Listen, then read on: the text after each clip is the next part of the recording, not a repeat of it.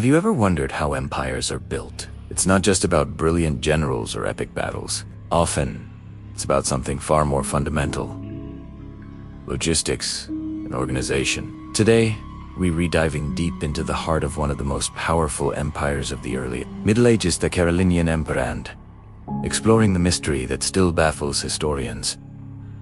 How on earth did they build their incredible army? The Carolingians, under rulers like Charlemagne, were a military juggernaut. They marched for months, besieged fortified cities, and crushed their enemies, often through sheer numbers and superior organization. Their empires stretched across modern-day France, Germany, and Italy, absorbing countless different peoples. But when we try to figure out exactly how they raised and managed these massive forces, the picture gets surprisingly fuzzy. Our primary sources like royal annals and legal decrees called capitularies are scarce, often contradictory, and incredibly difficult to interpret.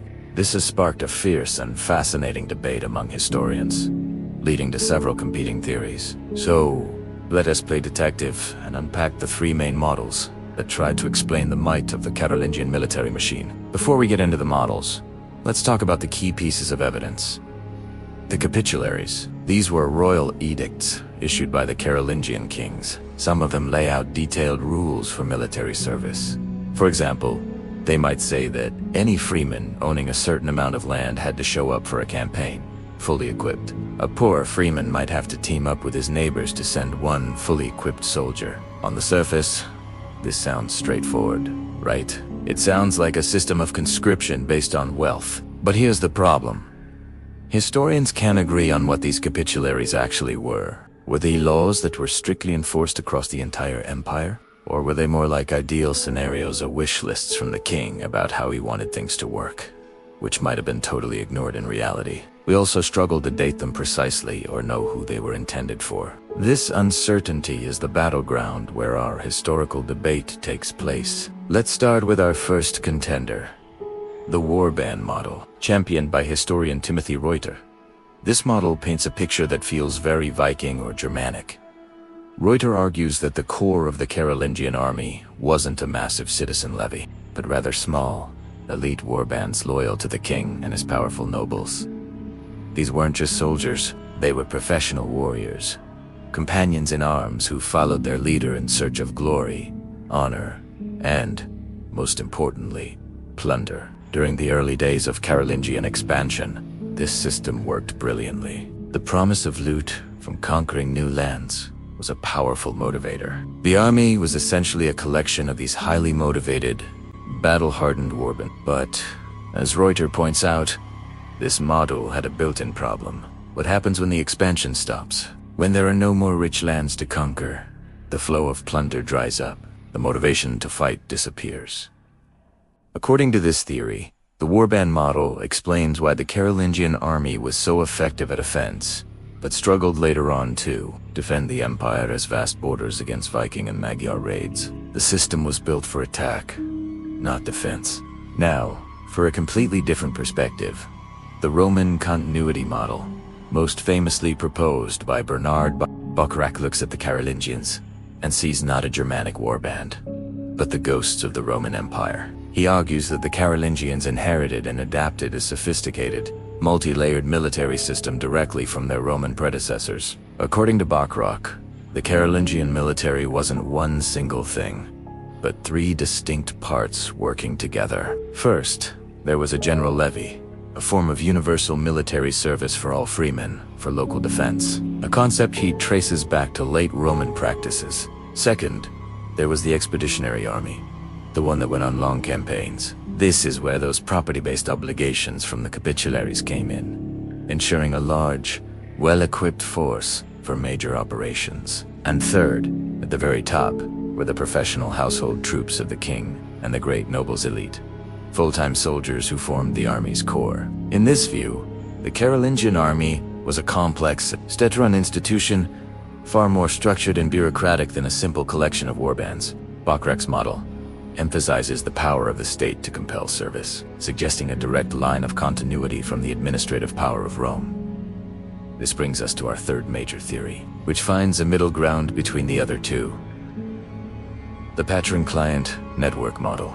This model shifts the focus away from both plunder-hungry warbands and a powerful, centralized state. Instead, it emphasizes the importance of personal relationships and social structures. In the early medieval world, society was held together by a web of personal loyalties.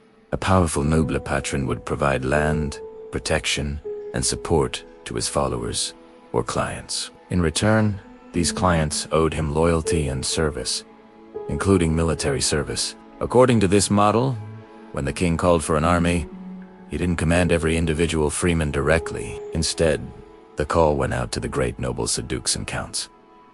These nobles then activated their own personal networks, calling upon their vassals and clients to fulfill their obligations. The army, therefore, was assembled from the bottom up through these chains of personal loyalty. A freeman went to war not because a distant king ordered him to, or just for plunder, but because his local lord, his patron, demanded it. This model helps explain how the army could be mobilized across vast and diverse territories, relying on local power structures rather than a centralized bureaucracy that may or may not have existed. It sees the capitularies not as laws for everyone, but as instructions for the king's officials and powerful nobles on how to mobilize the men under their own authority. So, which model is correct?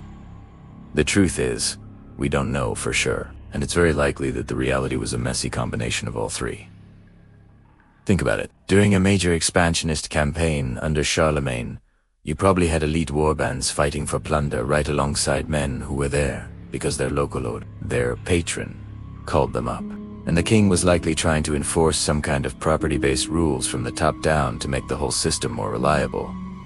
The Carolingian army probably wasn't just one thing. It likely changed over time and varied from region to region. In a recently conquered and unruly area like Saxony, the military presence might have looked very different from the army raised in the Carolingian heartland of Austrasia. The warband model works well for the early expansion. The patron-client model seems to perfectly capture the decentralized, relationship-based nature of early medieval society. And the Roman continuity model reminds us not to underestimate the Carolingian ambition to recreate the power and administrative capacity of the Roman state. Each model gives us a valuable lens through which to view the same set of confusing evidence. This ongoing debate isn't just an academic squabble. It gets to the very heart of what the Carolingian state was. Was it a fragile coalition of greedy warriors? A highly organized, bureaucratic superstate? Or a society held together by a complex web of personal loyalties? By trying to understand how the Carolingians fought, we get closer to understanding how they lived, how they ruled, and why their great empire eventually fell apart. It's a historical puzzle with a few key pieces missing. And historians, like master detectives, are still trying to put it all together. What do you think? Does one model make more sense to you than the others? Or was the reality a mix of all three? Let me know your thoughts in the comments below. Thanks so much for watching, and if you enjoyed this deep dive into medieval history, make sure to like, subscribe, and hit that notification bell for more. See you next time.